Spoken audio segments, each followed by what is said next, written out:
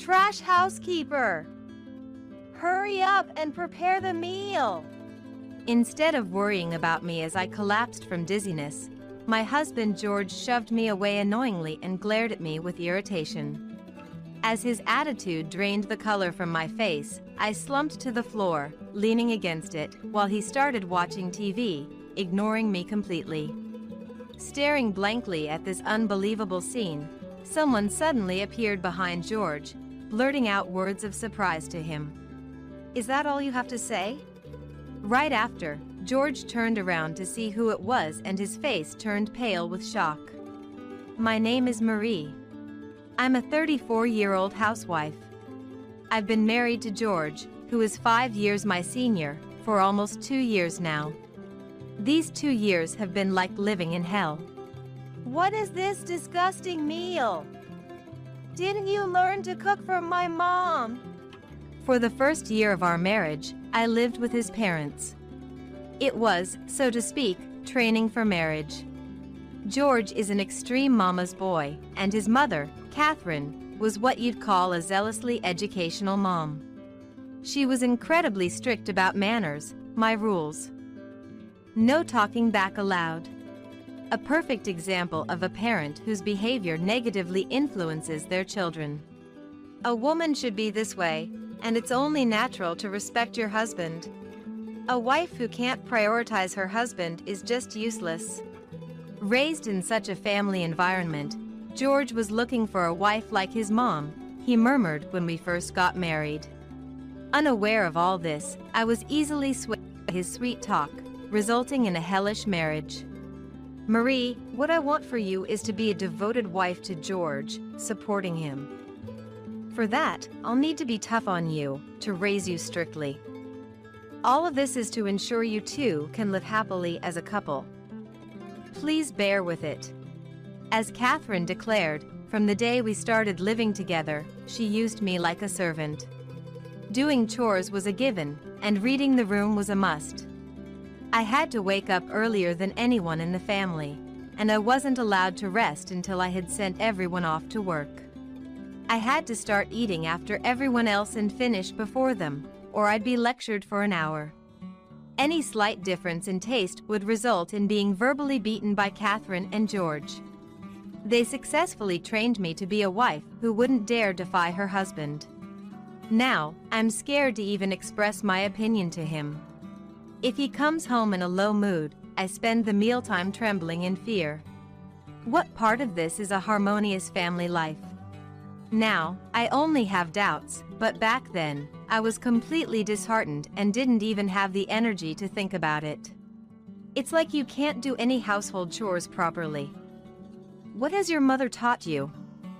At this rate, it would be easier to train a stray cat. About a week after starting to live in my in-laws' house, Catherine's true nature began to show, and from that moment on, I was subjected to daily sarcastic comments.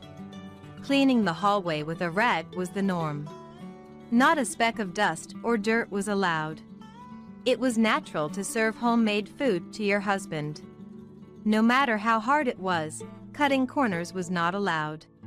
To top it off, I was told to do the laundry by hand. Even though there was a perfectly good drum washing machine right in front of me, I was not allowed to use it. For a housewife who has time on her hands, seeking convenience is outrageous. A housewife is supposed to suffer through hand pain. You're the first daughter-in-law I've seen who only learns to take it easy. While complaining loudly, Catherine effortlessly used the drum washing machine right in front of me. Unable to endure the overly harsh environment, I once cried to George for help, but he refused to listen to my concerns. How could you insult someone's mother like that? What kind of education did you receive to grow up into such a person? My family is perfect. Maybe it's your fault that mom has to discipline you so harshly? George never acknowledged any fault in his mother. Instead, he frequently misused the word discipline, as if he thought of me as no better than a dog or a cat. Mom is right. There's nothing wrong with what she says. It's like he's a follower. Completely brainwashed, he wouldn't even pretend to listen to me, settling everything with "it's all your fault." This was also reported to Catherine, and from the next day I was forced to go shopping on foot. I was not even allowed to use public transport for shopping trips, no matter how far. I had to walk everywhere. From now on, live your life in a dress. The disorder in your lifestyle stems from your behavior. Welcome your husband home in a dress. Eat all your meals standing up. I won't allow you to sit in a chair. The level of harassment I faced as his wife was beyond what could be dismissed with just a quaint word. I thought about running away, unable to endure any longer, but I had no parents, and my only sibling, my brother Tony, was married and living in India. I had nowhere and no one to turn to for help. I cried every day and night, gradually wearing down mentally. By the time we finished our marriage training and started living together, I was emaciated. I was drained physically and emotionally. Honey, please. I feel sick. Can you let me go to the hospital? About a week after we started living together. I hadn't had my period, and I was plagued by daily nausea and headaches. I decided to talk to George about my poor health. There was no chance of pregnancy since we hadn't been intimate since getting married. If not that, then perhaps it was indeed an illness. The headache was too severe to even get up, and my body felt weak and unresponsive like anemia. My condition was clearly severe, beyond what could be endured quietly. When I spoke to him with a pale face, he responded with annoyance and refused my request. "What do you mean by feeling sick? Be specific. You're always lacking in details. Are you even thinking before you speak? Raised spoiled by your parents, that's why you ended up like this. Thinking others will understand your feelings with just a little hint, that's why you can't manage yourself. I'm tired, you know. Don't waste my precious time with your words. Make your point quickly and specifically. Don't irritate me with every little thing." Hearing his sarcastic complaints made my ears hurt and worsened my headache. I regretted getting married in this insane situation. He never showed any signs of this behavior while we were dating, but as soon as we got married, this happened. He used to be kind, always sincere, and full of charm, popular at work. "Marie is really clumsy and can't be left alone." I worked at the same company as George. When I got the job at this major company after studying hard, Tony was so happy that he cried. At that time, my parents were still alive. So when I got the job, Tony came back from India for me, and we spent time together as a family. "If you ever have any trouble, call me anytime. Even if we're apart, I'm still your brother." Tony, 7 years my senior, really doted on me. There were aspects of George that reminded me of Tony, which drew me to him. He was caring, laughed off my clumsiness, sincere, smart, and a reliable big brother figure to everyone. He was someone I admired. With the headache, nausea, and dizziness, I'll go get some medicine from the hospital, so please, could you give me some money for the consultation? I couldn't feel a trace of his kindness from back then. Not a speck remained. Now, he seemed like a completely different person.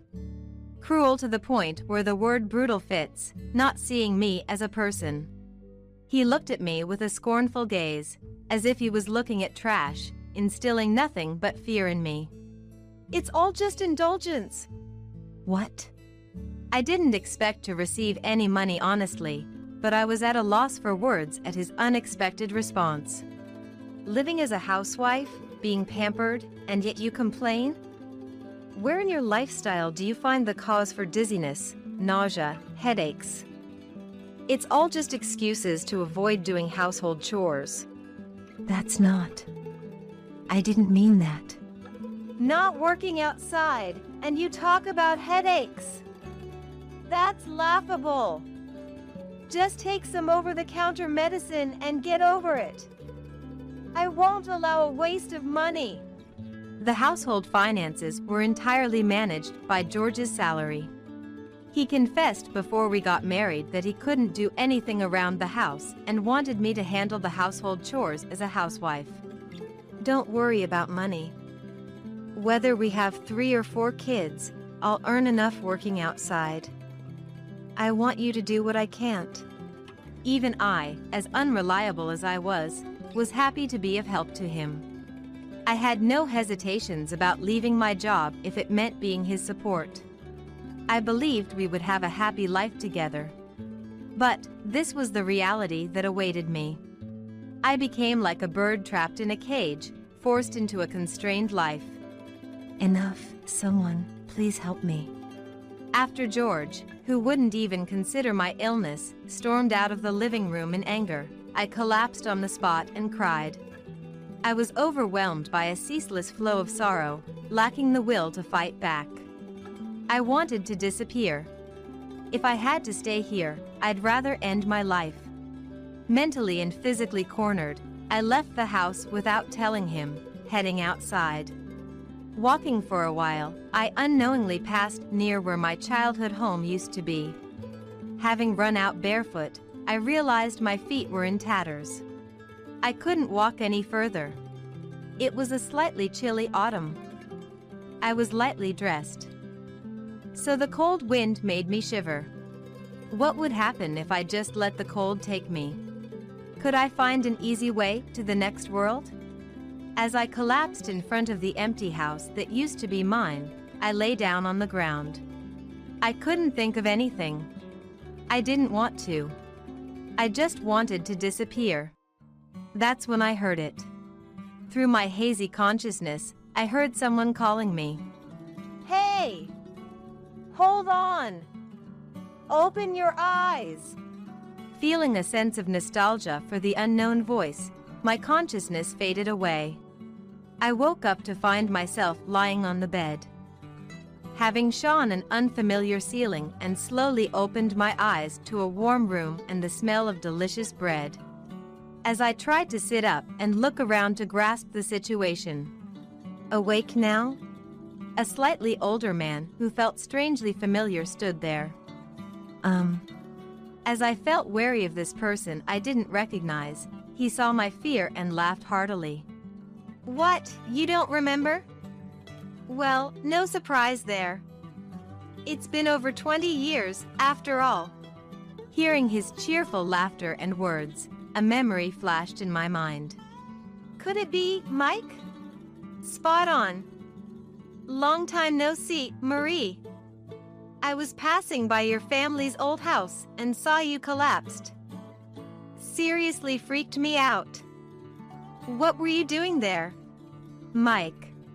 My childhood friend and Tony's best friend, with whom I used to play until middle school. He moved away when we entered high school, and though we lost touch, he and Tony had remained in contact, and apparently, he had heard a lot about me. Now, he's the owner of a transport company and a father of 2. I never thought Mike would be here. I was visiting my grandma's grave with my family and decided to take a trip here. More importantly, what happened? You were so cold when I found you, I rushed you to my parents' house. Mike's wife, Lily, a nurse, had assessed my condition and decided it was safe for me to rest, so they took me to Mike's parents' house. There, he kindly listened to my situation. Lily stayed by my side, crying at the story of a stranger, and hugged me, saying how hard it must have been. Unforgivable. Someone who can't see others as people should be left immediately. I also want to escape that house. But I have no relatives or friends to turn to.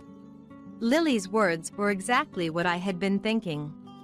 But she understood my situation as well. Tears flowed as I spoke of my hardships, and she was visibly troubled, searching for words. If you had a place to live and a job, would that solve the problem? Huh? Hearing our conversation, Mike suddenly asked this, leaving me puzzled, unsure of what he meant. Then, he made a call, and after finishing the conversation, he turned to me with a bright smile. "Marie, we will definitely help you out. So, you're leaving that house? I'll support you." Confused by what he meant, Mike showed me a reassuring smile, signaling he's got this. Little did I know at that moment, this would be the start of my fight back. After hearing my situation, Mike took me in until my condition stabilized. Lily called George, and probably because it was someone else intervening, he didn't try to forcefully take me back. Being away from George seemed to have stabilized me mentally, and my physical condition improved somewhat. However, Lily strongly suggested I visit a hospital. "Marie tends to endure too much, thinking you can handle it, but don't underestimate the illnesses that come from mental stress. Once this is all settled, we must go to the hospital. I'll come with you." Her genuine concern was evident, and I gratefully accepted her kindness, prioritizing my rest for the time being. A week passed, and Mike said everything was ready, suggesting we go back to my house once. "If anything happens, call me right away. I have my mobile phone." "Mike, thank you for everything." Encouraged by his dependable words, I decided to return home. Mike accompanied me to the entrance, where George, flustered, welcomed us. "Marie, are you okay? How's your health? Anything wrong?" George, unlike his usual stern self, seemed to be playing the devoted husband, concerned for my well-being.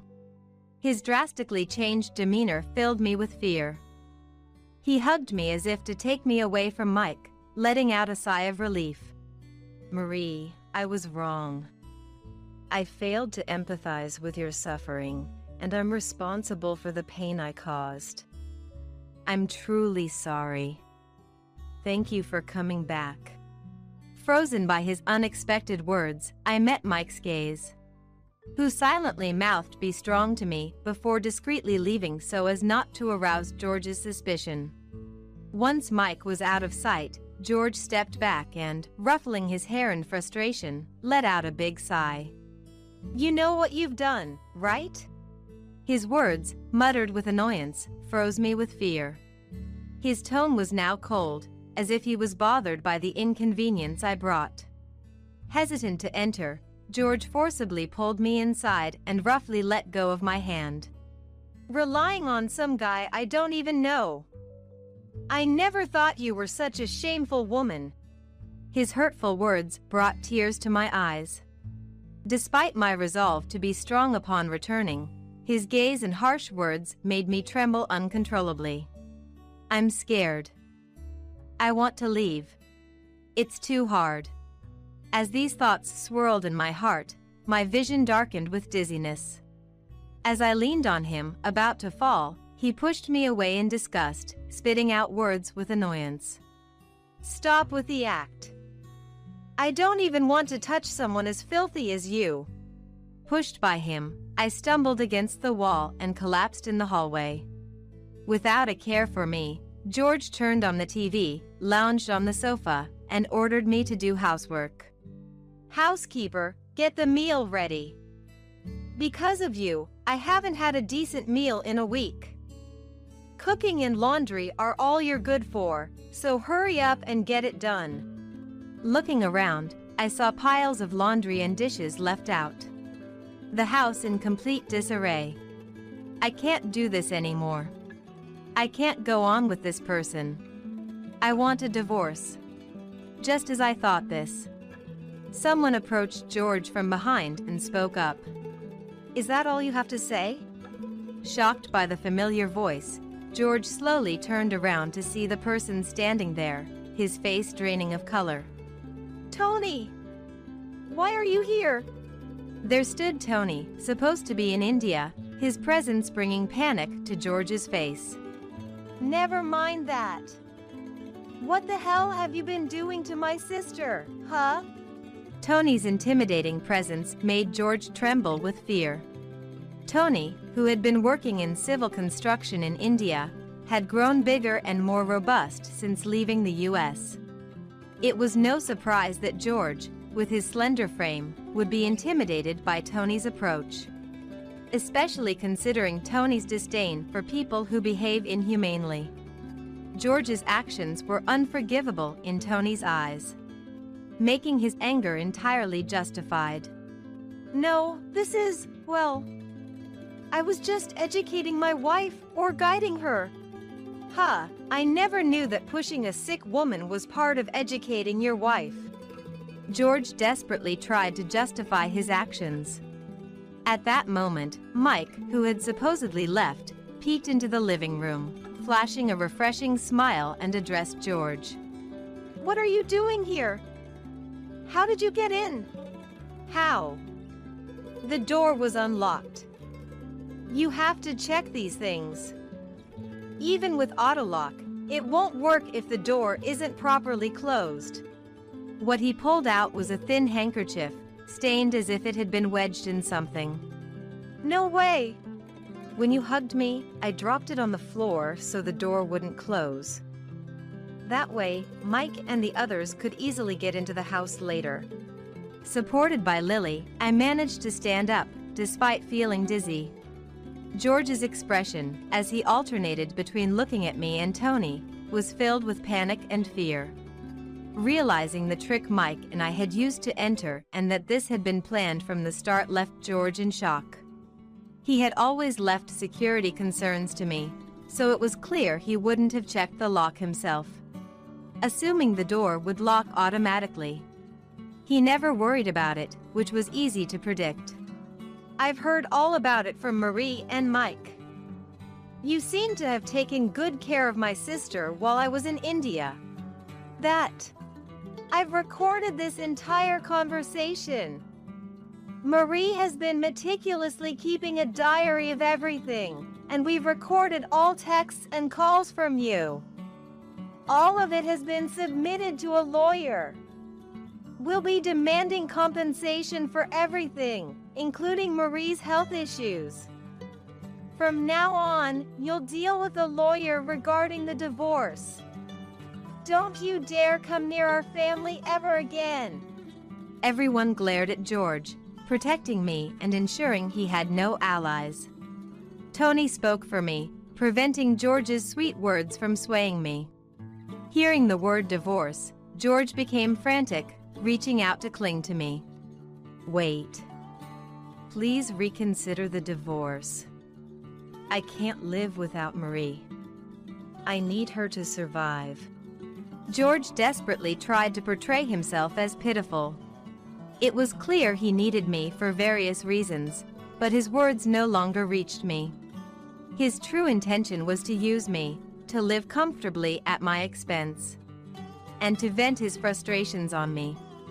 I knew what his sweet words really meant, and I wouldn't be fooled again. Mike and Tony bravely intervened to stop George's desperate attempts to win me back. From behind them, I finally voiced my long-suppressed feelings towards George with a coldness I had never shown before. With you, I never had a moment of happiness in our marriage. It was a daily struggle, thinking only of escaping. Who would want to stay in such a home? I want nothing to do with you from now on. Don't you dare come near me or my loved ones ever again. Perhaps because I had never shown my emotions like this before, George stopped resisting in shock. Overwhelmed by the reality before him, he collapsed, drained of all strength. Thus, I was finally freed from George's malevolence and decided to move to India with Tony. After things settled down, I went straight to the hospital with Lily by my side and was diagnosed with depression. Mike suggested that it would be best for my recovery to stay at his place for a while before starting a new life, and I gratefully accepted his offer. We're here for you. You can rely on us for anything. If that husband of yours tries to barge in, I'll kick him out myself. Just leave it to me. Tony and I deeply appreciated their reassuring words and kindness. The reason for Tony's return to US was a call from Mike, who had been on the phone with Tony at that time, informing him of my situation and convincing him to come back immediately. Why didn't you rely on me? Although Tony scolded me upon his return, knowing I struggled to ask for help, he also apologized for not coming to check on me sooner in US and hugged me tightly, apologizing repeatedly. Thanks to Tony's quick actions in arranging a lawyer and accommodation, the situation was resolved smoothly. From now on, live with us over there. Learning a foreign language might be tough, but my wife and friends will give you all the support you need, so don't worry. Saying so, Tony offered me a job at his company, where his colleagues welcomed me warmly. As for George, he and his mother were sued for moral harassment by us and are now chased by debts. After explaining everything to my former colleagues before leaving US, George lost his position at his company. Losing his credibility, life at the company became difficult for him, leading to his resignation. He now lives at his parents' home, scraping by on day-to-day jobs. He sent me a letter of apology which said the incident taught him that bad actions come back to haunt you. But of course, I couldn't trust his words and made sure to receive compensation from him. My long-living hell finally came to an end. Now I live a comfortable and joyful life in India, surrounded by kind people. Taking care of Dad and Mom is all on you, my dear wife. If you oppose, I'll divorce you and sue for alimony, huh? Could he really believe such an absurd demand would pass? I looked at Georgina, utterly exasperated. Alex stood there boldly, giving me a nasty smirk while looking at me. He must think I would accept his demand. Indeed, I've complied with the requests for the sake of the in-laws, believing it was the right thing to do. Regardless of Alex, I thought those two were good people. But now, having seen Brittany's true nature, I've lost all concern, let alone any sympathy. I smiled back at Alex. All right then. Let's get a divorce. Don't come crying to me later. Talking back to your husband, what a failure of a wife. Good riddance. Choosing your job over Dad and Mom. Unbelievable. Oh, my apologies for that. Exactly. I'd prioritize Dad and Mom over my job any day. Unlike you, who's utterly heartless. Alex boasted too proudly. Then why didn't he take time off work now? Instead of pushing it onto me, he should just take a break and help out his parents. Blaming and pushing responsibilities onto me without lifting a finger, what a way to shift the blame. From now on, even if we see each other at work, don't you dare speak to me. I should have chosen a different company. Alex's parting words pushed me to my limit. Then you're fired. What? Fired? You're not my boss. What are you on about? Gone mad from the divorce shock? I couldn't help but reveal a truth Alex was unaware of. I'm Ren, 40 years old. I run an apparel company. I started this company at 26. Having lost my parents early, I motivated myself by setting goals and focusing on achieving them. Decades later, I've dedicated my life to stabilizing the business, working tirelessly. As my friends got married one by one, I didn't even have a boyfriend. There was no time to play. I traveled for work, both domestically and internationally. There were years I don't recall taking any time off. Surrounded by relatives and acquaintances, I was often met with veiled criticism disguised as concern. Aren't you going to run out of time to have children if you don't hurry up? Is work really that enjoyable for you? Don't you get lonely? Arguing back would only invite more nagging. So, I took to leaving those situations with a forced smile as quickly as possible. All the effort I poured into my life paid off, and the company's performance steadily improved. Finally, I could afford to take regular breaks and had the luxury to enjoy my personal life. By this time, I was already 38 years old. At this point, I wasn't particularly keen on marriage, but the idea of having a good partner was appealing. That's when I met my husband, Alex. Our meeting was sparked by a soccer game. Suggested by a subordinate, I went to watch a game on a whim and met Alex there, cheering for the same team, and we hit it off. After attending a few games together, we started going out, and then he asked me out.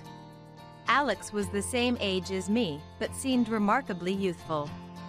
He had many hobbies, from baseball to video games, manga, and golf, dragging me along to all sorts of activities. Having never really had time to play before, my time with Alex was incredibly exciting and fun. Being my first boyfriend at 38, I was honestly quite thrilled. One day, Alex broached the subject. "Would you meet my parents?" If I'm going to marry someone, it's going to be Ren. That's why I want to properly introduce you to them. This was about 2 months into our relationship. Caught off guard, I couldn't refuse, always looking forward to the fun times with Alex. Things went smoothly, and a week later, we visited Alex's parents' house. Oh my! To be dating such a lovely person, my son is a lucky man. Indeed. What a wonderful young lady. And for Alex to introduce a girlfriend to us, that's a first. He must be really smitten. Warm and welcoming, Alex's parents showered me with compliments, leaving me flattered and embarrassed throughout the visit. Alex, sitting next to me, smugly commented, "Right? A catch at 38. Right? A catch at 38. Though crudely put, it seemed meant as a compliment in Alex's way. With such wonderful parents, I felt we could have a good relationship after marriage. I was relieved the meeting went well. However, I was slightly concerned that Alex referred to his parents as mom and dad. A calling I hadn't often heard from adult men in my circles, which initially surprised me. But considering the differences in each family, I decided not to dwell on it negatively. Alex seemed to have a good relationship with his parents, often praising his mother excessively. While endearing, some aspects felt off-putting at times. Like when the conversation turned to cooking. "What kind of dishes do you excel at, Ren?" "I wouldn't say I excel, but I often cook Western-style meals." At this, Alex enthusiastically chimed in. "Right. She makes steak a lot. They're edible, but when compared to Mom's cooking. Oh, that's a great idea. Why don't you teach her your recipes?" I understood the comfort of familiar tastes. But his wording left me feeling complex.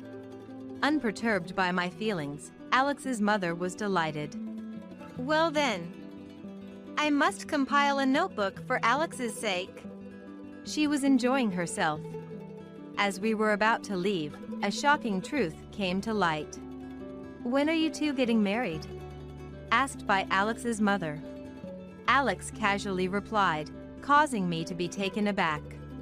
"I'd marry her right now if I could. It'd make life easier, especially since part-time work doesn't pay much." "Part-time?" Indeed, when I first met Alex and inquired about his job, he vaguely mentioned something like sales. I too had been vague about my job, saying only something in apparel, as we were still just getting to know each other. Everyone has things they'd rather not discuss. I figured we could talk about it more once we got a bit closer. I had completely forgotten about it, never imagining he was working part-time. Stunned, Alex explained with a frustrated look. "What's with that face? Thinking even at 38? But, you see, there's a good reason for this." Turns out, Alex's mother has always been frail and prone to sickness. Then, 2 years ago, his father fell ill and needed care. Alex, who was working in sales at a steel company at the time, quit to take care of his father, switching to a more flexible part-time job. Mom alone would have a hard time, right? I just wanted to be there for my parents. I thought it'd be fine to stay part-time for that reason. Alex glanced at his parents and nodded. Recently, both Mom and Dad have been in good health, so I'm thinking of getting a full-time job again. I gotta work hard if I'm going to marry Ren. Hearing about the part-time work, I felt ashamed of my disappointment. Alex had simply prioritized his parents over his job. What a kind and warm person he is. And now, he's thinking of what's best for me. After our conversation, I thought for a moment and then made Alex an offer. If you're interested, why don't you apply to my company? Eh? Work at the same company as Ren? Yeah. It's a bit different, but you were in sales before, right? We're actually looking for sales staff right now. I meant well with my suggestion, but Alex visibly grimaced. I'd rather work somewhere I can earn more. I want to make Mom feel secure. Did he think I wasn't earning enough? I explained more about our company. Showing him job listings, I pointed out the salary and holidays, along with other benefits. Alex, who had been skeptically browsing the site, gradually warmed up to the idea. This might not be too bad after all. And so, he applied to a position at my company. Fortunately, we were looking to significantly expand our sales department, so Georgina was hired. Pressured somewhat by his parents, we registered our marriage. Who would have thought we'd end up working at the same company? Indeed. By the way, which department are you in? It seems Alex still thought of it as just the company I work for, not realizing I'm the owner. I hadn't kept it a secret on purpose, but it felt awkward to bring it up, and I hadn't mentioned it yet. This seemed like a good opportunity, so, with a nervous heart, I was about to reveal the truth. Actually, Alex cut me off with an unexpected remark. Well, it doesn't matter. I'll probably quit eventually anyway. Eh? Quit. What did he mean by that? A bad feeling washed over me. Alex glanced at me and laughed, a smile I hadn't seen before. It scared me. What? You got a problem? No, it's not a complaint, but what do you mean? I'm not planning to quit my job now. Oh, unless we have kids. But my company offers maternity and paternity leave. Kids are out of the question. We're already busy with Dad and Mom. Dad and Mom? As I tilted my head, Alex mimicked me mockingly. Yeah, my parents. Didn't I say they need care? Rosalind? I heard, but you said they've been doing well lately. That's why you re-entered the workforce, right? Even if they're doing well, they're still elderly, aren't they? Aren't you worried at all? Or what? As a wife, are you planning to shirk that responsibility? I couldn't grasp what Alex was trying to say, feeling bewildered. I needed to clear my head and sort things out. Alex was trying to push the responsibility of caregiving onto me. And from how he spoke, it seemed he eventually planned to have me quit my job to prioritize caregiving. I'm not saying you should quit right away. Having 2 incomes helps financially. For now, just come back to the family home with me on our days off. What is that supposed to mean? I wasn't completely unprepared for the caregiving conversation. I had intended to help out, and I had thought that I could be of assistance in the future.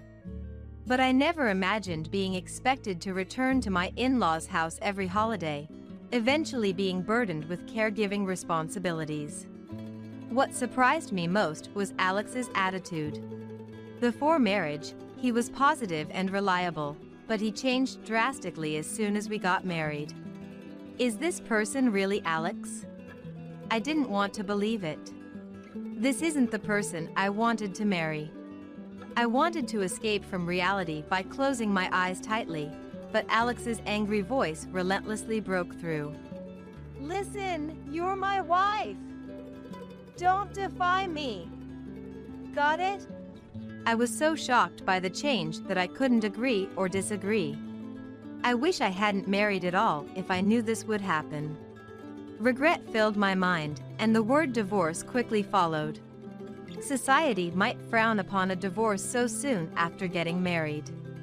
But that seemed less important than wasting time with someone unpleasant. I prepared the divorce papers right away. The issue was the reason for divorce and the in-laws. The reason for divorce could be managed somehow. If necessary, I could even involve a lawyer. But the in-laws were a bigger concern. As Alex declared, we started visiting his parents' house on our days off. I was reluctant to go because Alex treated me poorly. But his parents were overjoyed every time we visited. I'm sorry for making you come here on your day off. No, it's okay. Brittany, teary-eyed with joy, made it impossible for me to rudely decline their hospitality. Every visit, they prepared my favorite sweets, telling me how much they appreciated it. Though I disliked being controlled by Alex, seeing Brittany happy made it difficult to bring up divorce, and time passed. By 2 months into our marriage, Georgina and I had started visiting his family home separately. Our days off just didn't align anymore. Initially, I had forced myself to adjust to Alex's schedule. Meanwhile, I had kept it a secret that I was the president of the company. The Alex before our marriage might have been fine, but revealing this to the current Alex would only invite trouble. Although it would be easy to find out if he looked into it, luckily, Alex seemed oblivious. Alex was a source of concern both as a husband and as an employee, causing numerous problems at work. I wanted to resolve the issues at work quickly and get a divorce. But what about Brittany? Despite everything, I didn't want to upset them. Torn, I headed to my in-laws' house as usual. Lately, I had become accustomed to entering the house without waiting to be invited. Today, as always, I opened the door and took off my shoes. That's when I heard a familiar voice from the back. Undoubtedly, it was Alex's voice. He was supposed to work today, but perhaps his schedule had changed. Feeling awkward, I walked down the hall and was about to enter the living room when I overheard their conversation. That person, she's not very considerate, is she? And her housekeeping is subpar. She's earnest, but couldn't you find someone better? Indeed, it was Brittany's voice. However, the tone was so full of malice, unlike anything I had heard from her before. It sounded like something out of a movie, so spiteful and unlike the Brittany I knew. Yet, it was unmistakably Brittany's voice. Despite all the praise she had given me, the thought of the gentle Brittany saying such things tightened my chest. I didn't want to hear any more, but my legs felt too heavy to move. Sorry, Mom. But, you know, she's tall, so she might be able to carry you if necessary. With a bit of training, she could become more useful. Well, for now, she's pleasant and financially supportive, so I suppose that's acceptable. We're hoping for potential, I guess. Alex and Brittany were laughing carelessly as they spoke. As I listened, my heart pounded with the realization that they were talking about me. Georgina's constant complaints were one thing, but I was shocked to discover Brittany's hidden side. Brittany, who always seemed so grateful, who would lower their head in thanks repeatedly, making me feel almost guilty. We shared laughs over snacks and meals I had cooked. Regardless of Alex's intentions, I thought I had a good relationship with Brittany. I had hesitated on divorce partly because of Brittany. Yet, according to their conversation, I was merely a caregiving resource for Brittany as well. Brittany then added insult to injury with this remark. For now, I'll keep praising her and egging her on. She looks so foolishly happy then. Alex, you should learn from me. A fool and his scissors are easily parted, as they say. Hearing this, I left the house as if fleeing. After calming myself down a bit, I contacted Alex and his family. I'm going to be busy for a while and won't be able to visit or contact you. I'll reach out again later. Despite multiple calls from both Alex and his family, I ignored them all. Alex's angry messages were even recorded on the voicemail. Do you think you can trouble Mom like this? Apologize to her in person right now. You don't have the right to refuse. As if anyone would comply after being spoken to like that. Naturally, I ignored this too. At work, I made sure not to run into Alex and started staying at a hotel after hours. During this time, I methodically prepared for divorce. Then, one day, when preparations were sufficiently in place, I was finally caught by Georgina, who had been lying in wait at the office. Hey! Ren! Upon spotting me, Georgina looked like he was about to grab me but restrained himself, likely due to the presence of others. I decided to move the conversation to an empty conference room to talk with Alex. I've been looking for you. What do you think you're doing? How many times have I called you? Do you have any idea how much I've been searching for you? Alex was clearly furious.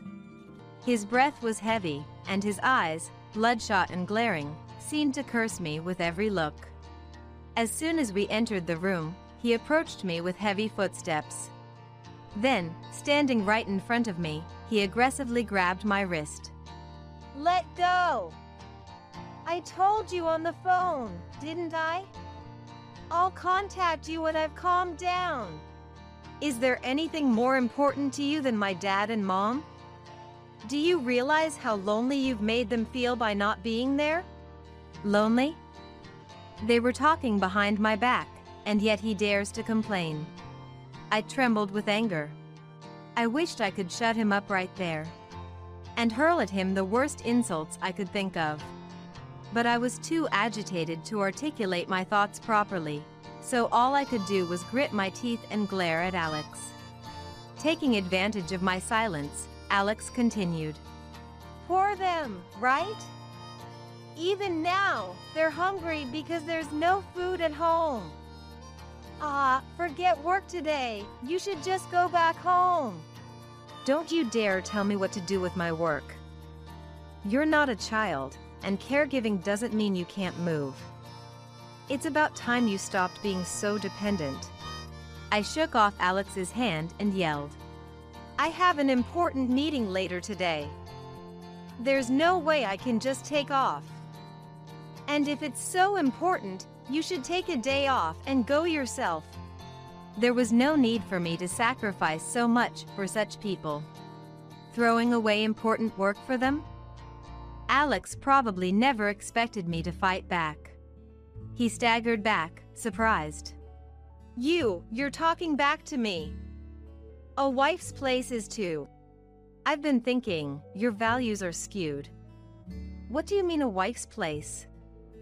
They're your parents, aren't they? Shouldn't you be taking care of them instead of pushing it onto someone else? Indeed, Alex's work today was supposed to be just preparing documents and meetings in the office.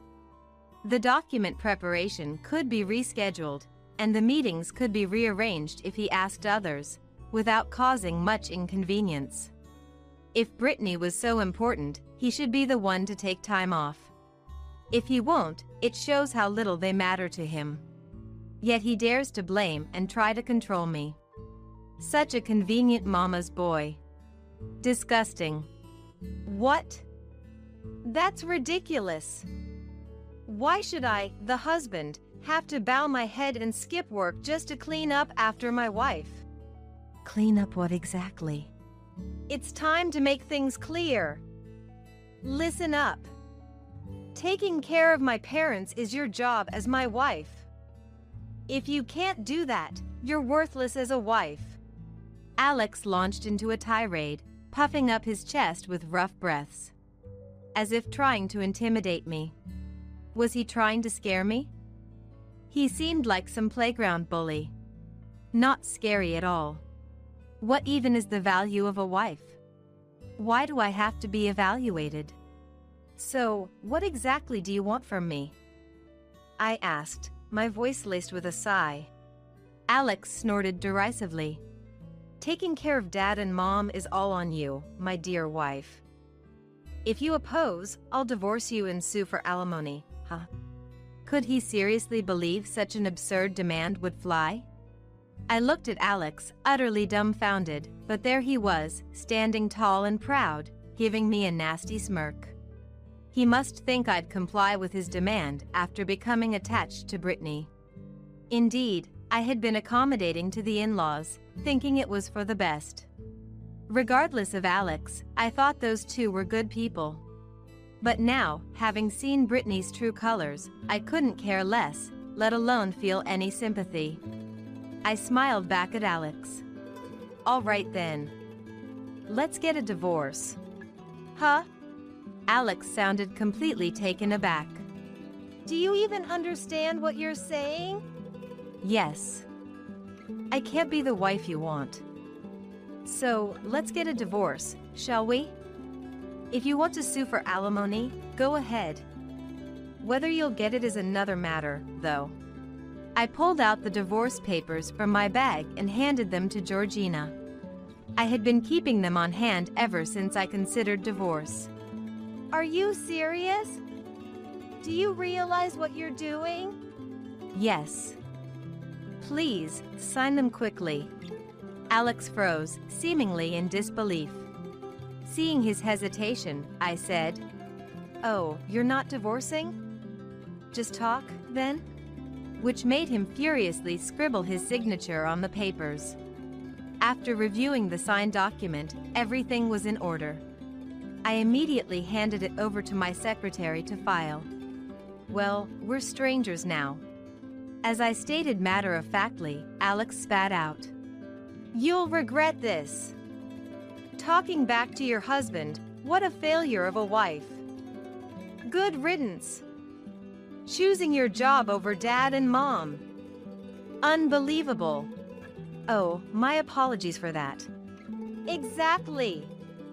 Even if I lost my job, I'd prioritize Dad and Mom.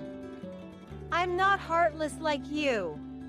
Alex said this with too much pride.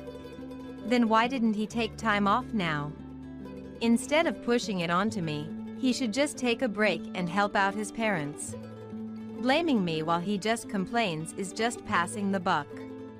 From now on, even if we see each other at work, don't talk to me. I should have chosen a different company. Alex's parting shot pushed me to my limit. Then you're fired. I believe it was the coldest voice I've ever used. Alex stopped in his tracks and turned around and puzzled. Huh? Dismissed? You're not my boss. Have you gone mad from the divorce shock? Alex laughed, perhaps thinking it was a joke. I sighed softly and fixed my gaze on Georgina. When our eyes met, Alex flinched, looking at me, anxiously, bracing for what was to come. I inhaled deeply and spoke calmly. The funny one is you.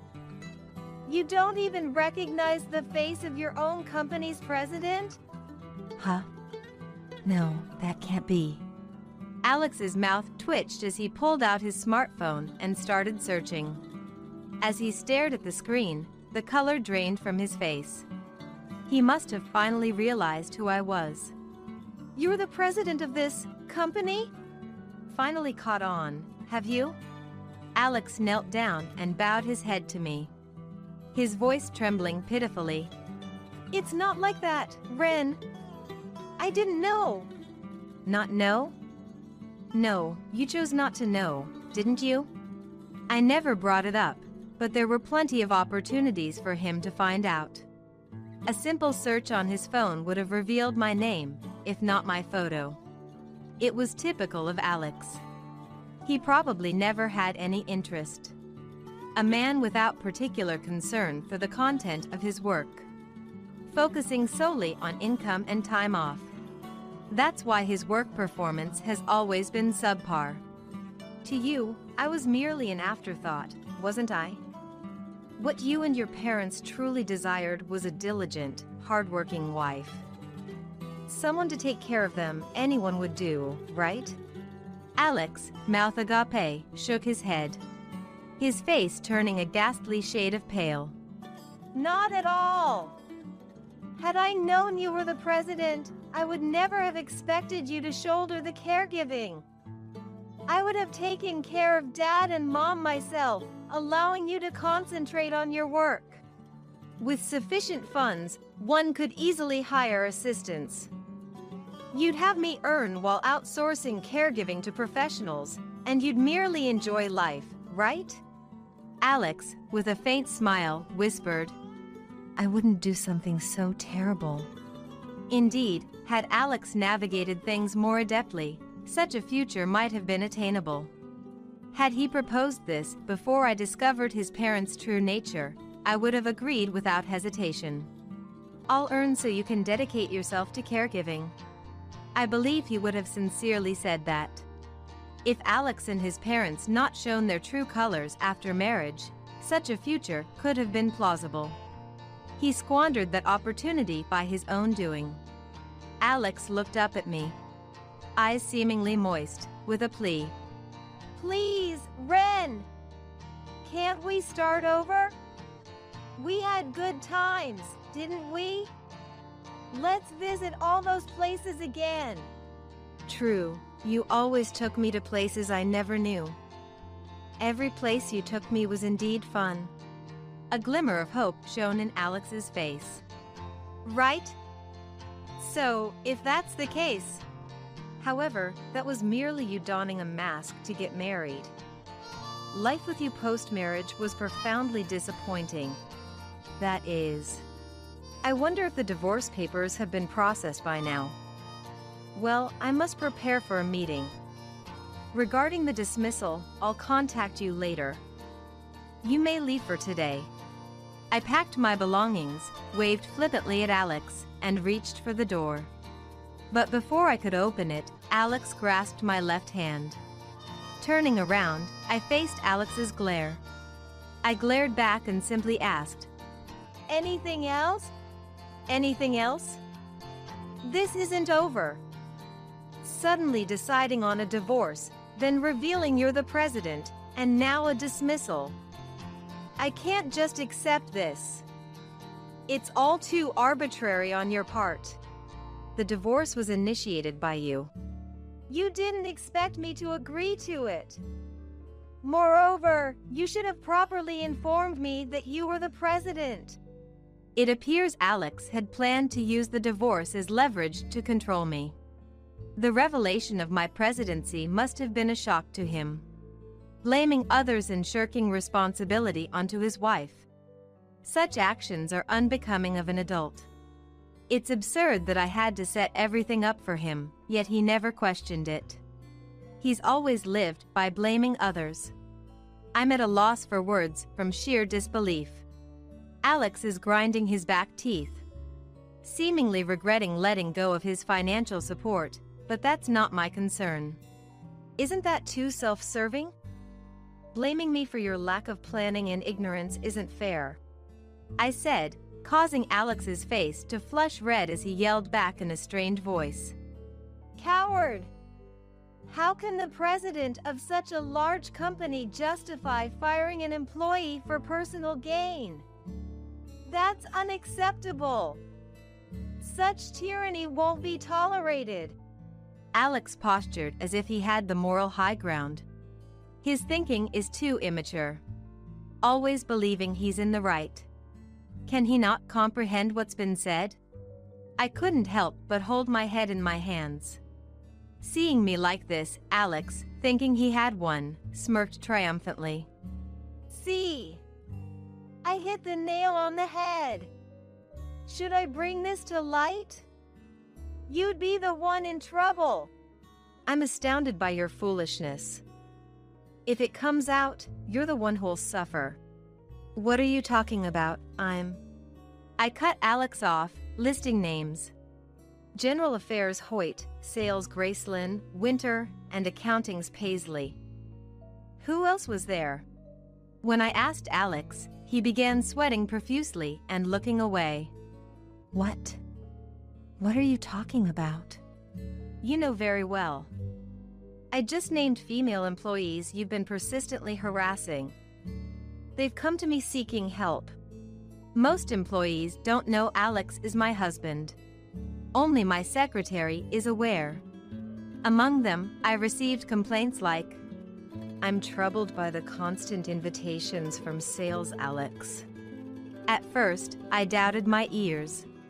My own husband was hitting on multiple young female employees. And despite their rejections, he kept coming back. I was mortified and apologetic beyond words. I was just trying to foster camaraderie among employees, Alex defended. By specifically targeting women over a decade younger than you? And inviting them to hotels? What kind of camaraderie were you trying to build? There were messages sent from Alex to these women, undeniable proof. No matter what Alex said, there was no escaping it. You're not only underperforming, but you're also a nuisance to others. It's my job as president to remove those who are detrimental to the company, isn't it? But that's right. And from accounting, there's a report that you might be fudging expenses. What about that? Surely you wouldn't stoop so low, would you? Alex averted his eyes and fell silent. Regrettably, it seems that was true as well. A mama's boy, a womanizer, and on top of that, a miser. Moreover, to think he caused trouble not just for me, but for others too, it's disappointing not just as a husband, but as a person. I'm disillusioned by my lack of judgment in not seeing him for what he was. Feeling inept for not having seen through such a person. I'll make sure all suspicions are cleared up before proceeding with the dismissal, so rest assured. Well, I'm leaving now. You better get along with your parents back home. Alex collapsed on the spot. Slumped over, muttering something under his breath. He must have realized it was all too late. Even as I reached for the door, Alex, now devoid of energy, didn't say anything more, and I left the room. Upon further investigation, all suspicions against Alex were confirmed. After making Alex apologize to the affected female employees, he resigned voluntarily, taking responsibility. Now jobless, Alex returned to live with his parents at home. A while later, he attempted to start working again part-time, but then something unexpected happened to Alex. Until now, though former Rosalind needed care, former Brittany was essentially able to manage daily tasks on her own. Thanks to this, Alex only had to help out occasionally. However, former Brittany has recently started showing signs of dementia, including instances of wandering at night. A father who physically requires care and a mother who is usually fine but occasionally shows symptoms of dementia. I just can't find peace anymore. We're running out of money too. Please help. I received a plea for help from Alex, indicating he was at his limit.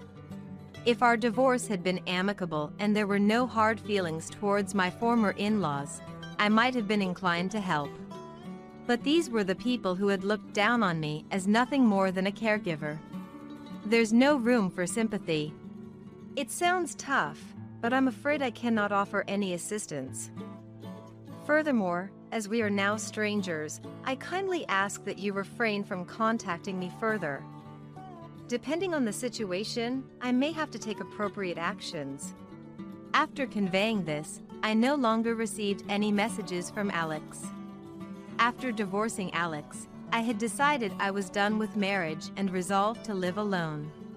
However, just when I had settled on this, someone I had known for many years through work confessed his feelings to me.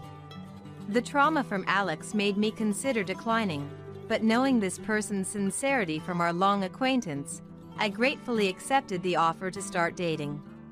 Whether this will lead to marriage, I'm uncertain, and part of me doubts, fearing a change post-marriage, but this person is the most gentle individual I've ever met. Moreover, since he is also a business owner, we can share and understand each other's work. Unlike with Alex, he truly feels like a partner should. If I can spend the future with him, this happiness I feel now will surely continue. Hoping for such a future, I continue to work hard today. Stay away from the graduation, okay? If a dull woman like you shows up, you'll be the laughingstock of everyone. It's my moment to shine. Don't you dare come. I felt dizzy at Renly's words about becoming the laughingstock of everyone. It was clear now, Renly didn't consider me family. To Renly, I was just an embarrassment. Hey, where are you right now? The moment I pressed the call button, Renly's grating voice pierced my ears. Renly's tone was fast, laced with panic. It seemed she was in a state of panic. Leaving a note like that? Do you think it's okay? Where are you? Come back right now. I could also hear Oliver's voice. Both of them were frantically worried. My name is Evelyn, a 39-year-old housewife. While working part-time in a local real estate office, I've been taking care of our daughter Renly and managing the household chores for over a decade. I married Oliver 12 years ago. Oliver had a daughter, Renly, from his previous marriage. I met Oliver at the workplace where I worked before we got married. At that time, I was working at a construction company, and Oliver used to come there for sales. Our company was strict with its clients, but I was always impressed by Oliver, who came to sell with a smile. I once recommended Oliver's products to my company. I wanted to be of help to Oliver. As a result, Oliver's company was chosen. That led to us going out for meals several times, getting into a serious relationship, and him proposing. I happily accepted his proposal and started preparing for the wedding after resigning from my job. When the wedding was just around the corner, Oliver revealed that he was living alone with his 6-year-old daughter. At first, I thought it was a lie. It wasn't something I could believe immediately, but the story was true. I met Renly a week before the wedding. Renly, perhaps shy, hid behind Oliver and didn't come out in front of me. That's when I made up my mind. For Renly, let's live together. I decided to make Renly a respectable adult. Until high school graduation, I'll properly take care of Renly. I didn't fully understand why I thought so, but I couldn't forget the anxious look peeking out from under Renly. Having made up my mind, I decided to marry Oliver. It was my first marriage, and my family, especially my father, Anthony, strongly opposed it, calling it foolish and nonsensical. Despite their objections, I went ahead with the marriage. If only I had listened to my parents then, I might have avoided the ordeal that was about to begin. Now, 12 years into this marriage, Renly has turned 18. She's about to graduate from high school this year. It should be a moment of joy, but I couldn't bring myself to feel happy. The thought I had when I decided to marry, to raise her to be a respectable adult, kept crossing my mind. Hey, where's my t-shirt? Where did you put it? Don't tell me you stole it. Just 2 years after we started living together, Renly began to treat me harshly. She used to be kind in the beginning. Even though she was getting used to me, one day she started hurling abuse and became rough in her behavior. Is this the t-shirt you're looking for? I pulled it out from the laundry I was folding and handed it to Renly. Why did you wash this? What if it shrinks? You're supposed to dry clean it, aren't you? You're so clueless. Seriously, so clumsy. I had hand washed and air dried the t-shirt, thinking the fabric might get damaged at the dry cleaners. But I couldn't say that to Renly, and all I could respond with was, "I'm sorry." Renly snatched it from my hands, and leaving behind a cutting remark, "You're really useless." She walked away. Her words were sharp, piercing through my heart. I couldn't retort, only bowing my head. I couldn't understand why Renly had become so rough towards me. Initially, I thought she was being teased about her father's remarriage, but it seemed that wasn't the case. Around the same time, Oliver's attitude began to change.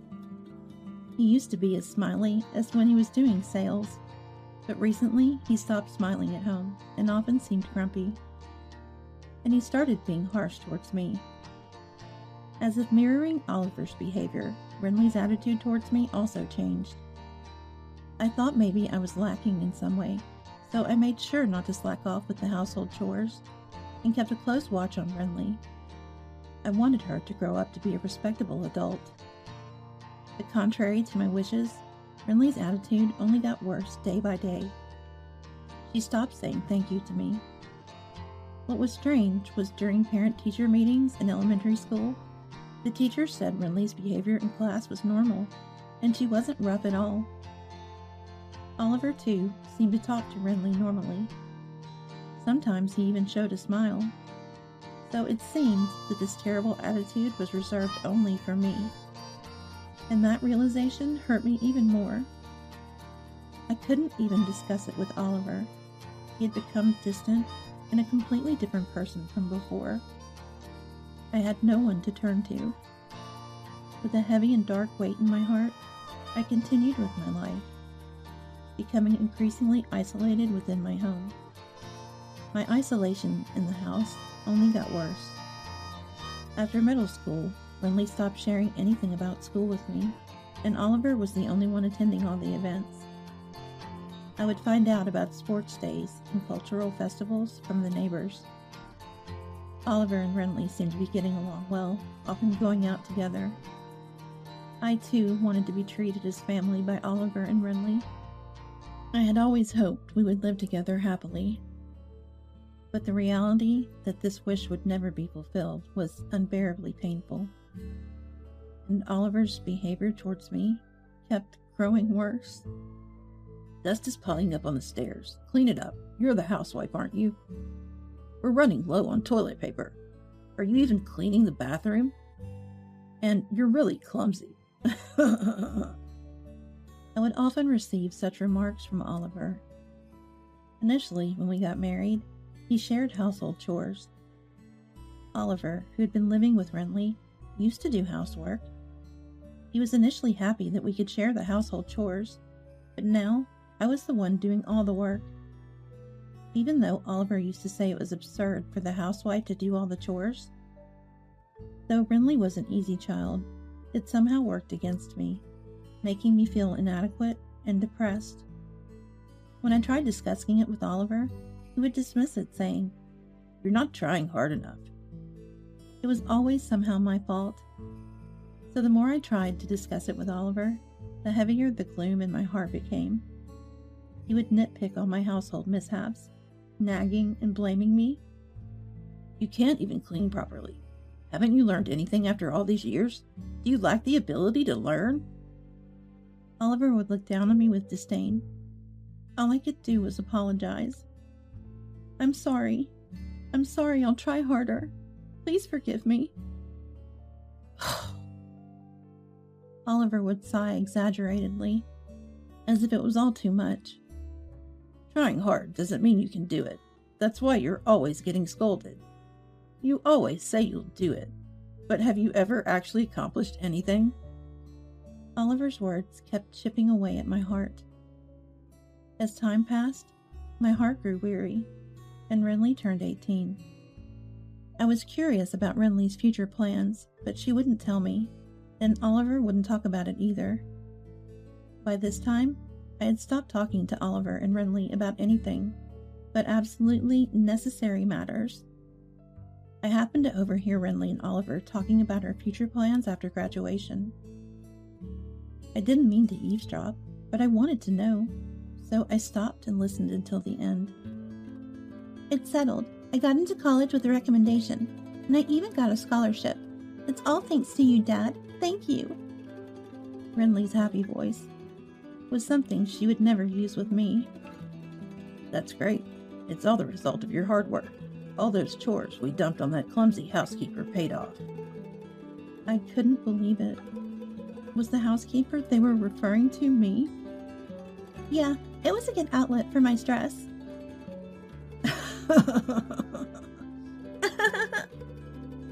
Their scornful laughter reached my ears. I quietly left the spot and locked myself in the bathroom.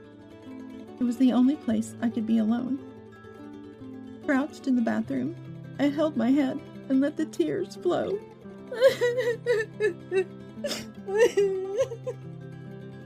To be thought of in such a way by Oliver and Renly, I'd endured the last 10 years. No matter how close my heart came to breaking, I continued being Renly's mother and Oliver's wife. Even when my heart screamed out in agony and felt at its limit, I somehow managed to persevere. There were times I felt I couldn't get up, but I forced myself to, preparing lunches, making breakfast, and managing household chores like laundry and cleaning. Truth be told, I wanted to just lie down and never get up. But if I did that, I feared I would never be needed by Oliver and Renly again. That fear kept me going. I spent my days in exhaustion. Honestly, I barely remember that time. One day after going shopping, a neighbor told me something shocking. Tomorrow was Renly's high school graduation. Unable to admit I didn't know, I just smiled vaguely and left. As soon as I got home, I collapsed onto the sofa. I had always thought of raising Renly to be a respectable adult. High school graduation was supposed to be a milestone in that process. Yet again, I was the one left out. In this house, I was forbidden from having a mobile phone or using a computer.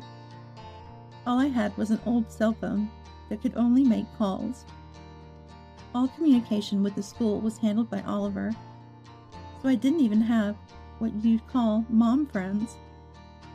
I had absolutely no way to get information about the school. Still, I learned about sports days and concerts from neighbors or children's conversations after school, and secretly attended. I wanted to properly attend the high school graduation and celebrate Renly's transition into adulthood. While I was crying on the sofa, Renly returned from school. What are you doing slumped there? It's so dark. You're making the whole house gloomy. Can't you do something about it? Renly glared at me, even though it was Renly's fault. If Renly had told me the date of her graduation, I wouldn't feel like this. For the first time, I felt anger slowly rising from the depths of my heart. So, I hear your graduation is tomorrow. You didn't bother to tell me, though. I was about to say this, placing my words with a sense of blame. Renly seemed suddenly taken aback to my defiant words, but then she exaggeratedly sighed, as if to cover it up. So what? You're not coming to the graduation anyway, so why does the date matter? I responded to Renly's words by tilting my head in feigned confusion. I never said I wasn't going to the graduation. Don't come. If a drab woman like you shows up, you'll be the laughingstock of everyone. It's my moment to shine. Don't you dare come. I felt dizzy at Renly's words about becoming the laughingstock of everyone. Indeed, Renly didn't consider me family. To Renly, I was just an embarrassment. I had hoped this time would be different, but it seems forgiveness was out of reach. Renly's words "don't come" pierced my heart. It was clear that from her own mouth that I was nothing but an intruder. That night, Oliver came home holding a suit in a dry cleaner's bag. He had taken the suit to the cleaners himself without asking me. It was obvious he knew about Renly's graduation ceremony when I looked at the suit. Yeah, I guess Renly didn't tell you. Oliver said it with a mocking, pitying look. It was confirmed. I was the least needed in this house. I was the only one who thought of us as a family. At that moment, I realized my heart had already surpassed its limit. So I decided to end my role in this family. The next day, Oliver and Renly went to the graduation ceremony together. I was left behind. And we'll eat out tonight, so no need to prepare dinner. Oliver even said I wasn't invited. The old me might have forgiven even this treatment, but those days were over today. I decided to leave the house last night. Once they left, I quickly packed my bags, left a note, and left the house. I could no longer be a family with Oliver and Renly. I decided to seek refuge at my parents' house, about 2 hours away by train. There, I would start the process of cutting ties with Oliver and Renly. The note I left stated my intention to sever our family ties, live alone, and that detailed discussions should be made through a lawyer. Although I hadn't found a lawyer yet, I knew Anthony could recommend one. My family home belongs to a lineage of landowners and is well known in the area. Anthony, owning considerable real estate, was a well-known figure. He surely had lawyers in his social circle. I remembered meeting a lawyer during a New Year's Eve greeting at my family home. Another task was selling the house where Oliver and Renly were living. That house, on land owned by Anthony, was built with money he gave as a wedding gift. I had been slowly repaying Anthony with the money I earned from my real estate part-time job, which was also through Anthony's referral. The house, both the building and the land, belonged to Anthony. It was in his name. At the time, Oliver, perhaps thinking the house was a gift, never inquired about the ownership. Probably he was afraid to upset Anthony and lose the gift. Oliver always tried to appear superior in front of those close to him, acting tough towards those he deemed below him, while ingratiating himself with those above. I recounted all this to Anthony, tears streaming down my face. I sobbed uncontrollably, pausing my story many times, but Anthony listened till the end. Tears welled up in his eyes too. What made me happy was that Anthony didn't criticize my decision back then. He simply said, "You've had a hard time." Then, Anthony made several phone calls, and lawyers and real estate agents started coming to the house. Everything happened quickly after that. It was decided that the house would be demolished. The demolition was scheduled for a week later. The note said, "Please leave within a week." Anthony remarked sarcastically, "That's quite generous of you." I just didn't want them to complain later. A week passed as I consulted with the lawyer about the divorce. I shared everything with my mother, Zayla, and we cried together. One moment, Zayla's face turned frighteningly stern, a look I still can't forget. I discussed my future plans with Anthony. Above all, I needed to establish a stable life foundation. It took courage to talk to my parents, and though it was painful, speaking up lightened my heart, allowing me to sleep soundly for the first time in 10 years. A week later, living relatively peacefully at my parents' home, my mobile phone rang. As expected, it was Renly. To be honest, I didn't want to talk. The memories of our past treatment darkened my heart. I decided to ignore the call. However, the calls persisted, increasingly from Oliver as well. They were probably contacting me about the note I left. Maybe they had been informed by the demolition company. Oliver and Renly for 10 years subjected me to verbal abuse and exploitation, an unacceptable treatment for a family. The thought of dealing with them again made me shudder. But I couldn't continue like this. I needed to settle the past properly to move forward. Plus, running away without facing them wouldn't give me closure. After enduring their appalling treatment, it was time for Oliver and Renly to get their due. I braced myself and answered the phone. Hey, where are you right now? As soon as I pressed the talk button, Renly's irritating voice pierced my ears. Her tone was rapid, clearly panicked. Leaving such a ridiculous note. You think you'll get away with this? Where are you? Come back right now. Oliver's voice was also audible. Both were in a frenzy. I imagined Renly returning from the graduation ceremony, returning to find that their stress relief servant had vanished, and a note demanding divorce and evacuation of the house. Anyone would panic, especially on the day of her graduation. I couldn't help but let out a smile at Renly's desperation. Who is this? Renly stuttered at my unexpected response. I hung up the phone. Then, I called the property management company to confirm the demolition date. It was scheduled for tomorrow as planned, and Oliver had been informed. I requested the demolition be posted by a day and asked them to inform Oliver about the delay. A day of grace was given. Oliver would probably come here.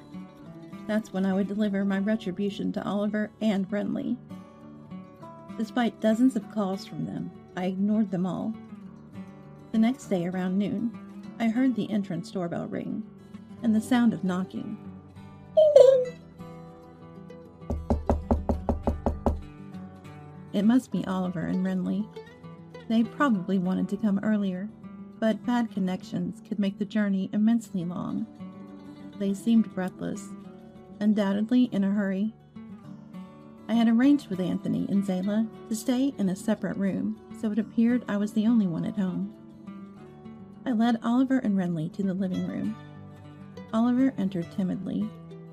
He was always uncomfortable around my father, Anthony. Anthony, a well-known and respected figure in town, certainly had a presence. To Oliver, he was someone superior. Renly, on the other hand, wasn't intimidated. She seemed determined to overpower me and take me back. Renly lounged in the living room chair, crossing her legs. She silently gestured for me to sit opposite her while crossing her arms. I leisurely prepared coffee, taking my time before sitting across from her. Renly, seeming impatient, addressed me. What's the meaning of this? Oliver, sitting beside her, placed my note on the table. I stared at Renly silently without reacting. Renly averted her eyes, trying to dispel the awkwardness with a laugh. What was that? Who is this? Yesterday? Your acting was pretty bad. I continued to silently gaze at Renly. She squirmed under my stare, continuing uncomfortably. Look, it's useless. You can't make it without us. You're nothing but trash. I almost reacted to Renly's harsh words, but restrained myself, noticing the tremor in her voice. She must be putting up a strong front. Throughout this, Oliver remained silent, seemingly watching how things would unfold. Stop being stubborn and come back. Renly was trying to disorient and drag me back home with her vile words. The more agitated Renly became, the calmer I responded. I don't have a family, do I? Well, I have parents, but you two are not my family, right? Renly, probably feeling cornered, raised her voice. What are you talking about? Dad and I are your family, right, Dad? Renly, sensing she was at a disadvantage alone, started seeking Oliver's support. Oliver looked around, ensuring no one else was present, and then spoke to me with a sense of relief. That's right, you can't live without us, just like Renly said, so you're coming back. Oliver suddenly became assertive, realizing my parents were not around. Looking back, I marvel at his lack of courage. Therefore, I have no family, I answered firmly. No matter what Oliver and Renly said, I would continue to treat them as strangers. They were not my family. If they were, they wouldn't have treated me like a slave. A family supports and helps each other, standing by one another in times of trouble. But Oliver and Renly were different. For a decade, they treated me as a servant, a vent for their stress. They insisted it was normal, oblivious to how wrong and atrocious it was. Unaware, they oppressed me. I'm impressed I endured it for 10 years. I commend myself. It all started with the look in Renly's eyes when I first met her. Bound by the words I imposed on myself to raise Renly into a respectable adult. For this, I tirelessly served Oliver and Renly. That's why I endured until high school graduation. I decided that once Renly graduated high school and became independent, it would be time to draw the line with her and Oliver. Until then, I harbored a faint hope that Oliver and Renly might have a change of heart and treat me differently, and if so, I was willing to continue as a family. But of course, Oliver and Renly shattered my expectations, leading to this situation. Everything was decided by their behavior the day before the graduation. That's why I'm now confronting them with the appropriate attitude. Oliver and Renly are no longer my family. That's why I won't treat them as such. Perhaps realizing the significance of my treating them as strangers, Renly shifted her approach. We're family, right, Mom? Stop with the unconvincing act. She suddenly started calling me Mom. It seems Renly has begun to realize things won't be as they were. Oliver, too, watched nervously as Renly and I interacted. You're not my birth mother, but we've lived together for a long time, so please listen to my request. Renly unfolded her arms and clasped her hands together in front of her, leaning forward from her previously arrogant posture. I don't recall owing a favor to someone who's not family. I responded coldly, suppressing my emotions. Tears appeared in Renly's eyes. She pleaded with a desperate look. Please listen to me. That note you left was a lie, right? You're not really selling the house, are you? That can't be true, because you're part of our family. The way Renly referred to me as Mom was nauseating. And what concerned her was the house. She was anxious about losing the house, though it's true the house will be gone. Is that really what concerns her? It seems that for her, having a place to live is all that matters, regardless of my presence. No matter how much Renly begs, my mind won't change. Renly finally bowed her head, apparently crying. What kind of joke is this? Stop with the insolent attitude now. Perhaps rattled by Renly's tears, Oliver directed aggressive words at me. What's this note about? Come back and stop the demolition now. Oliver, driven by anger, spoke rapidly. That's not possible. It's already decided. I continued to respond with suppressed emotion. You think you could do this to your family and get away with it? That's why I keep saying you're not my family.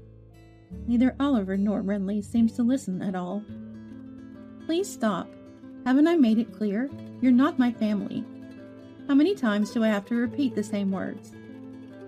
Suddenly, Oliver stood up and slammed his fist on the table. Stop messing around. I was so startled, but managed to suppress any reaction. Who's really messing around? After not treating me as family for 10 years, you can't just expect me to act like one now, can you? I spoke more sharply than intended. Anger was welling up inside me. It wasn't visible in my actions, but the rage from deep within was threatening to erupt. I couldn't tolerate Oliver and Renly's selfish actions. They trampled on my decade of hellish suffering and my efforts to overcome it. I had tried to become a family with Oliver and Renly, but they rejected it, mocked it, and exploited it. They will never understand how lonely and painful it was to be ostracized. Despite my repeated wishes to be treated as family, my hopes were never realized. It took me 10 years to give up. Despite my continued efforts to build a relationship with Renly as her mother, it all led to this result. A self-deprecating smile crossed my face. And seeing my dry smile, Oliver and Renly stared at me in shock. Oliver seemed to lose his strength and slumped into his chair. These two, instead of understanding my feelings, tried to use me until the very end. No matter how much I cared for Oliver and Renly, they never cared for me. Even though I valued them, they never valued me. And now, finding themselves in a tight spot, they resorted to using me again. spouting family bonds they never believed in. It was all too convenient. I felt not just a headache, but nausea. Why did I tolerate them for 10 years? Looking back, it's a mystery. But dwelling on it now is pointless. There's no future for me, Oliver and Renly together. All I can do is make Oliver and Renly acknowledge their wrongdoings and pay for them. I expect and trust nothing from Renly or Oliver anymore. Oliver stood up, knelt on the floor, and bowed his head. I'm sorry. Please come back. I beg you. Even with his head bowed, it made no impact on me. I won't extend a helping hand or consider living together again. Enough already. I'm no longer your family. I'm a stranger to you. Renly, following Oliver's lead, started apologizing deeply. I'm sorry. Please forgive us. We're family, so I want to go back together. Their arbitrary statements left me dumbfounded. After treating me like a stranger for 10 years, you now say, come back because we're family. Did you really think I'd say yes? You're taking me too lightly. I felt I was losing my calm composure. Carried by momentum, words just spilled out of me. Words I would never have said before began to spill out. Harsh words I had kept to myself out of consideration for Oliver and Renly. I don't want to hear your excuses. I can't trust any of your words. I can never think of us as family again. I placed a document in front of Oliver. It was the divorce papers, already signed by me. Fill out the divorce papers now. I'll take them myself. Write them right here. Oliver shook his head in denial, then showed me a smile. Think it over, all right? I was astonished by his persistence. Such a cowardly man. I had always misinterpreted Oliver's ingratiating smile. The smile he showed when we first met was a sly expression he used when assessing someone, and I had mistaken it for kindness. The thought still infuriates me. I stood up and called for Anthony and Zayla from the back. Anthony and Zayla appeared in the living room. Oliver opened his mouth wide in shock. Anthony. Anthony glared sharply at Oliver. Zayla also had a stern look on her face. Just being glared at, Oliver cowered. I'm terribly sorry. Oliver bowed deeply, making Renly bow as well. We're sorry for the trouble Evelyn's mishap has caused Anthony and Zayla. I thought I had misheard. My mishap? Is Oliver still trying to shift all the blame even now? Anthony looked perplexed, but remained silent. Evelyn just left home on her own. We were only trying to persuade her to come back. Isn't that right, Renly? Oliver was pressuring Renly to agree with his fabricated story. Evelyn's misbehavior. Don't joke with me.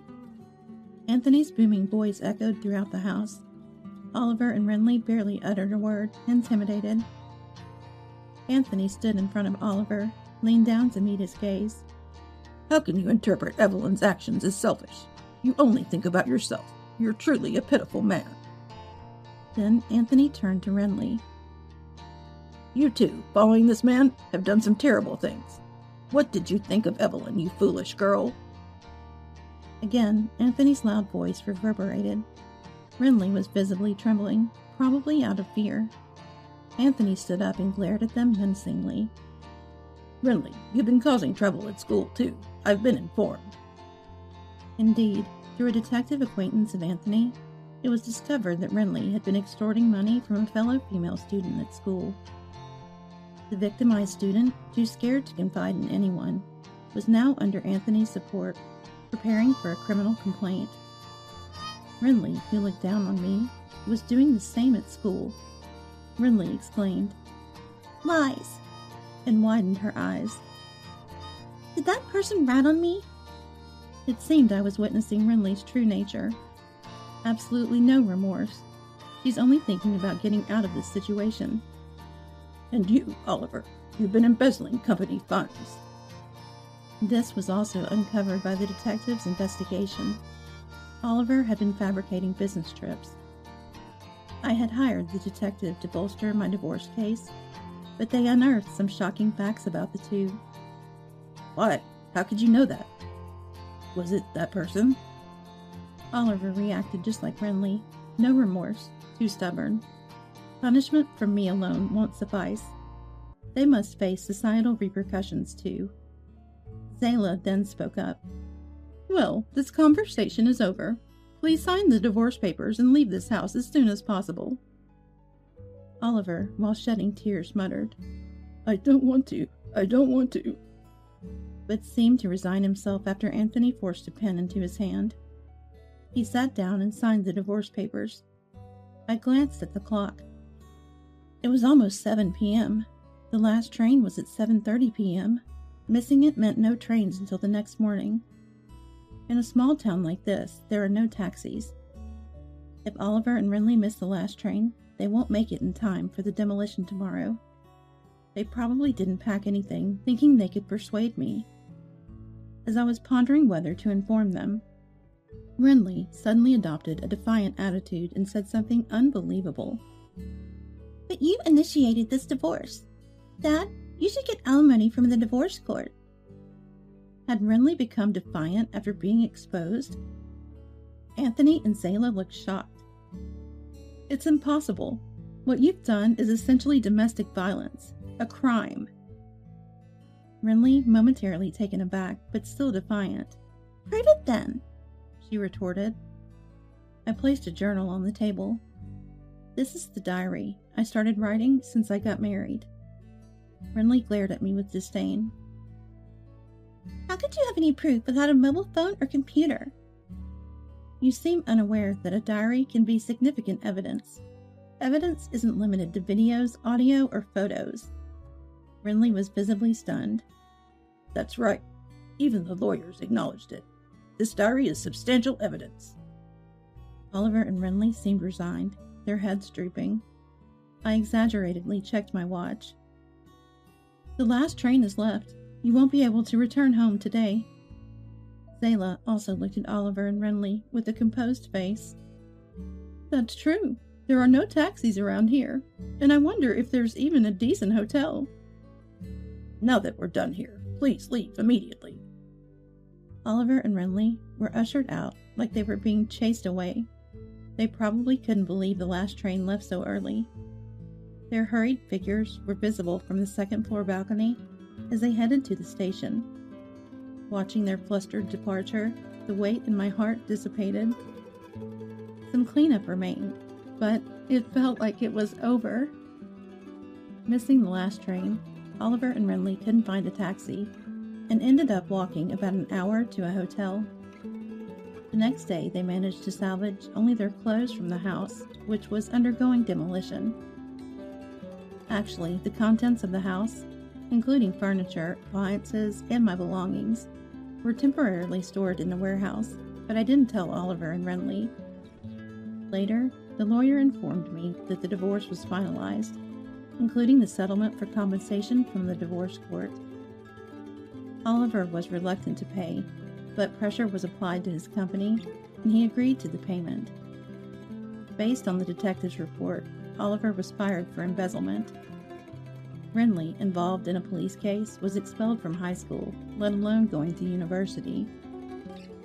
Jobless Oliver could only rent an old, cramped apartment far from the station. There he lived with Renly, who had dropped out of high school.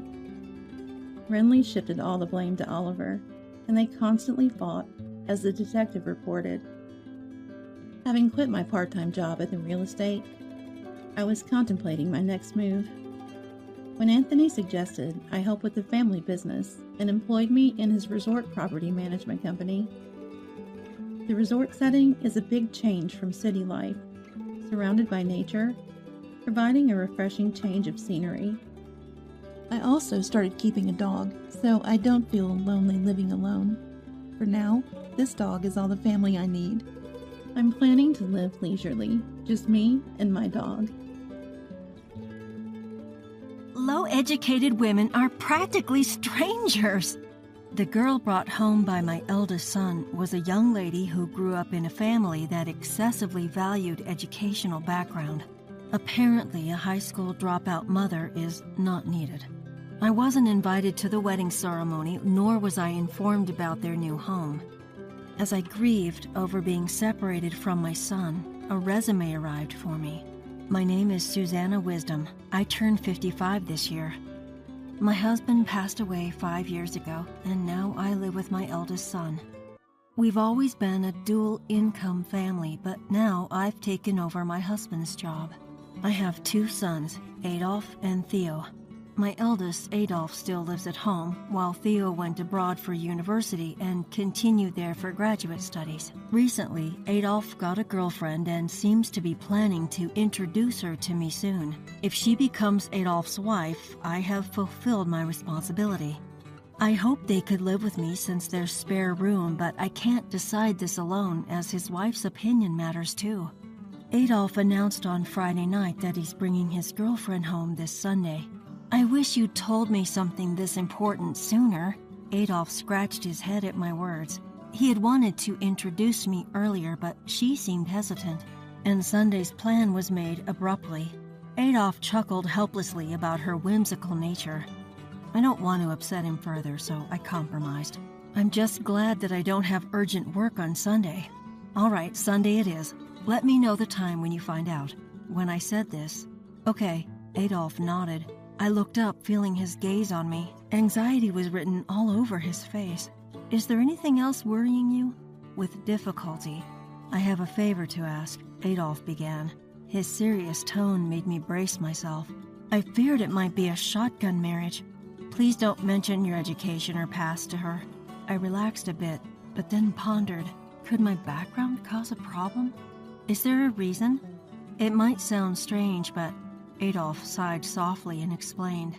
It seems his girlfriend comes from a family that overly emphasizes educational background. Adolf, being a graduate of a renowned state university, is considered elite, and Theo's success isn't an issue. The problem, according to Adolf, is my education. Even before they get married, I feel a little bad that it's such a hassle. It felt troublesome even before meeting her. I wanted to advise against such a woman, but I refrained. I always strive to be a generous mother. I understand. I won't bring up education or work, so bring her with confidence. Adolf smiled, relieved at my words.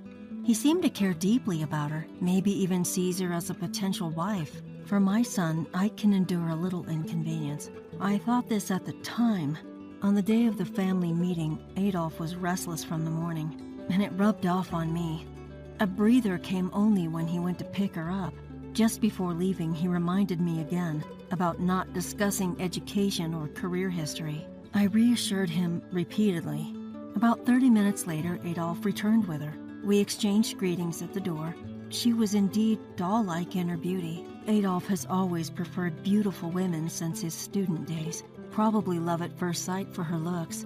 I felt a bit embarrassed for my son. Her name is Cindy Harold. She definitely had the air of a well-bred young lady, subtle makeup and modest dress, perfect for meeting a boyfriend's mother. She even brought a cake from my favorite bakery. Far from the image I had imagined from Adolf's description, she left a great impression. We chatted over the cake she brought. Cindy laughed easily. She could make a good wife for Adolf. She plans to work after marriage and is currently job hunting in administration. Certainly, the mother-in-law and daughter-in-law relationship will be good. Actually, we're planning to have the wedding ceremony in June, Adolf said. Cindy quietly nodded beside him. June is less than 2 months away. We've already reserved the church, Cindy explained. Really? It was natural for me to be surprised, but even Adolf seemed shocked, apparently unaware of the church reservation. Cindy had decided this with her parents. It seemed Adolf had often visited their home. So Cindy's visit to me was after everything was arranged. At the very end, while I didn't feel ignored, I thought it was logical to meet me first. Adolf had already met Cindy's parents, and I felt somewhat dissatisfied. From then on, Cindy led the conversation. Adolf was unaware of many things that came up, like the church, honeymoon destination, guests, and seating, all decided without him. Mostly reflecting Cindy and her parents' wishes, our family wasn't considered. For instance, as Adolf's brother, Theo would want to attend. I thought he could manage to return, but what if he couldn't? Also, I refrained from mentioning Adolf's workplace at his request, but I wanted to invite people who helped him get his job. I might seem old-fashioned, but I have my standing too. If she's marrying Adolf, she should give him more respect. Cindy seemed oblivious to my feelings, proudly sharing her plans. She appeared to believe her decisions were perfect, needing no input. She wasn't selfish, but very determined. Adolf would likely always be led by her. Thinking of the future made me sigh. Then the worst happened. Cindy hadn't visited since her first greeting, and no family meetings occurred. I hadn't met her parents and felt anxious as the wedding neared.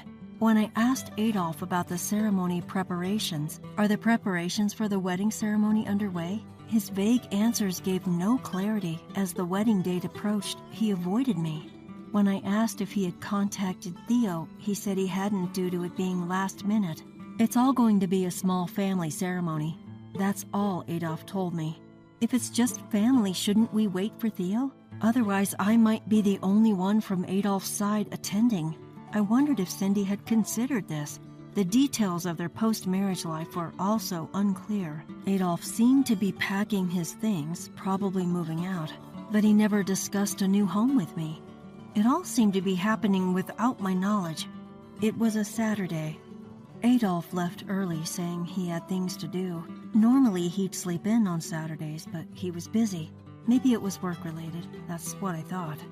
Take care. What time will you be back? I won't be back today. I'm staying over, and I'll be away for a while starting the day after tomorrow. He said this without looking at me in a hurry. Maybe a long business trip. His job often requires them. Maybe he's more motivated since getting engaged. Okay, it's tough, but good luck. I sent him off thinking it was work. Looking back, I feel foolish. Adolf didn't return that night. He came back the next day around noon with Cindy. They both looked tired but happy. It's been a while. Was it a wedding planning meeting? I asked Cindy while serving her coffee, to which she responded with a slightly malicious smile. I was surprised. I hadn't seen her make such an expression. The wedding ceremony was completed yesterday as planned, so no more meetings needed. I was speechless at Cindy's words. The wedding had already happened. Of course, I wasn't there, nor was I invited. I had only heard from Adolf about a small family wedding a few days ago. What do you mean? You're just slow because of your low education, right? Cindy said this in a tone that seemed to reveal her true nature with a mocking smile.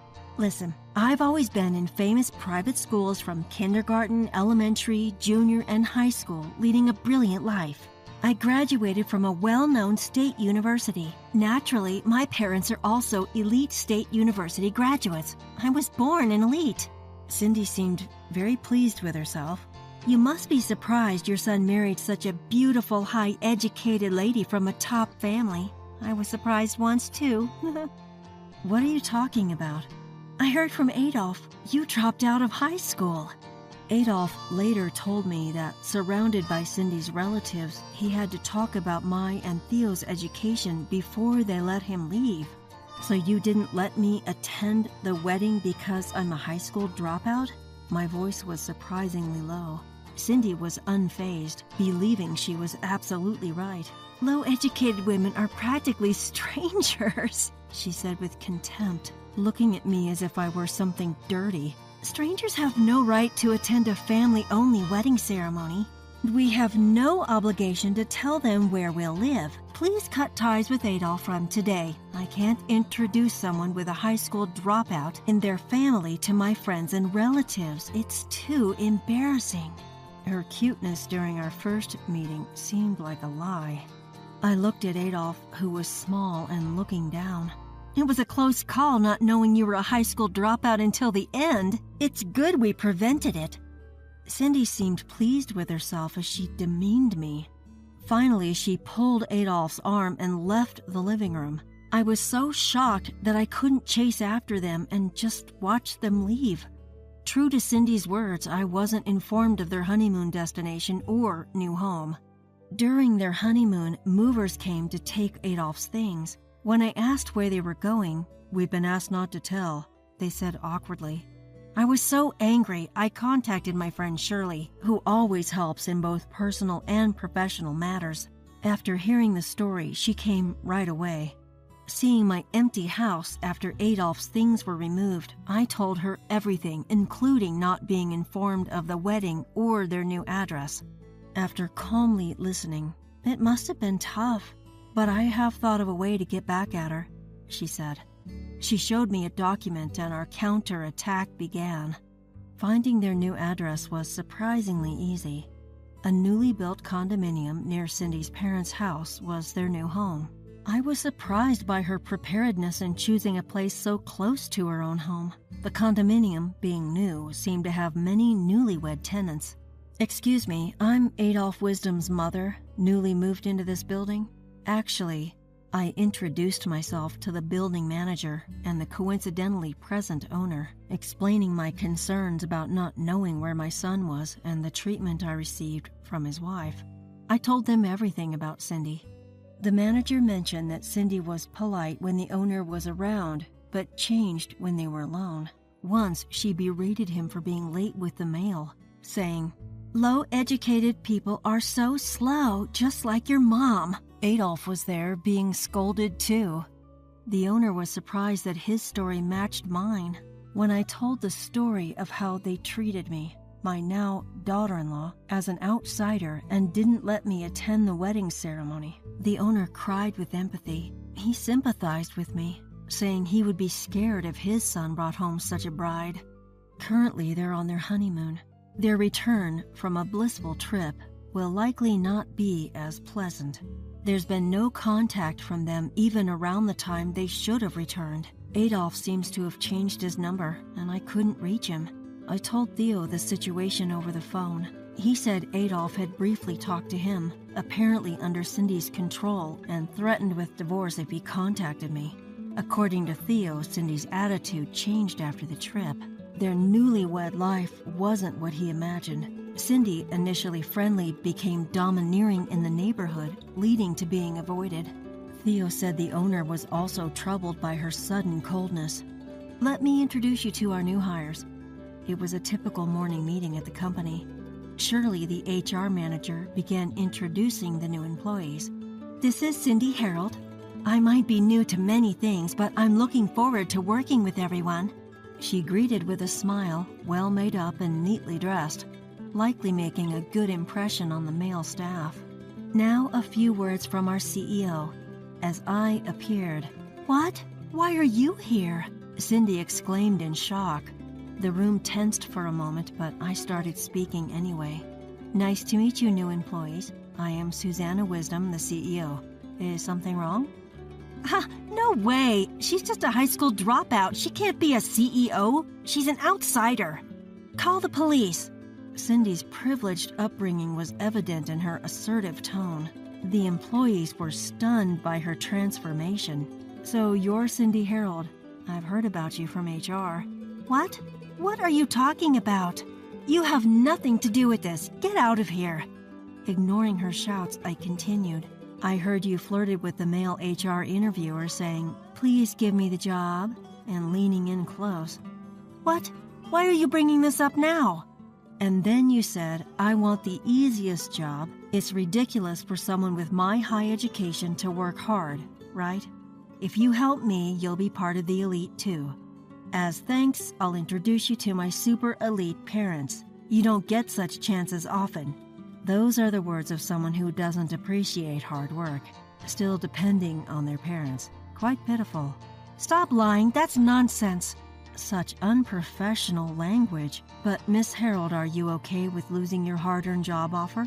I heard you've been rejected by many companies." Job hunting again would be tough, wouldn't it? "Please don't cancel my job offer, Susanna." The office buzzed at Cindy's words. The CEO's son's wife? She seems odd. Rejected everywhere because she flirted in interviews. I heard murmurs around the room. Despite needing to apologize, Cindy remained arrogant. "I apologize for not inviting you to the wedding and saying low-educated people are strangers," she started saying. "You're incredible for becoming a CEO despite dropping out of high school." I recognize you as an elite and will introduce you to my parents. Your parents? Yes, they're super elite. All my friends, too. If you forgive me, you can join us. She's supposed to be the one apologizing, so why is she being so bossy? Ms. Harold, no need to introduce me to your parents. Instead, why don't you learn about the real world and manners here at this company? You won't cancel my job offer? Thank you. Yes, I've been eager to hire you. Really? You still care about your eldest son's wife? We're family, right? You'll be in HR. HR? That sounds tedious. I mean, I'll do my best. Good. The HR manager is my longtime friend, known as a strict trainer for new employees. A strict trainer? She teaches formal language and manners. You seem to need it, as a person and as a professional. I already know manners, Susanna. I think I'd be more helpful with desk work. No. Someone like you should learn from her. What about being your secretary? I'm the president's daughter-in-law. Better than a complete stranger. You'll pay more than for desk work, right? You're my daughter? I stared coldly at Cindy. Someone who discriminates based on education and takes work lightly isn't my family. I won't make you my secretary. Learn and become someone who doesn't trouble society. That's the best thing you can do right now. What? I'm being polite here. What's with that tone? Just because you're the CEO doesn't mean you're better than me with my higher status. This discussion is over. Let's all work hard today. Wait, we're not done talking. Being pampered since childhood, it must have been humiliating for Cindy. Her whining continued, but I returned to my CEO's office. I thought Cindy would try to improve herself, but she quit within a week. She was fired for continuous, unexcused absences without even submitting a resignation letter. I scolded Adolf, saying if he thinks his behavior is normal, then he's been influenced by Cindy's irrationality. Unusually for me, I raised my voice, and Adolf seemed to finally realize. Calling me a stranger for being a high school dropout, I just treated her as one. It's Cindy's responsibility for lacking social skills and humanity. To this, he said, "Yeah, you're right." Adolf nodded. He said that Cindy's parents continued to stay at their new house, constantly speaking ill of me. "I'm getting a divorce," Adolf declared and returned the next day with his belongings. He shut the front door in front of a crying, pleading Cindy. Her parents scolded her for getting divorced so soon after the wedding, and now she's isolated in the new house. Adolf was like a deprogrammed person back to his former dutiful self. While I want him to be independent and married, having both sons back home for a while is a joy. A little more time just as a family won't hurt.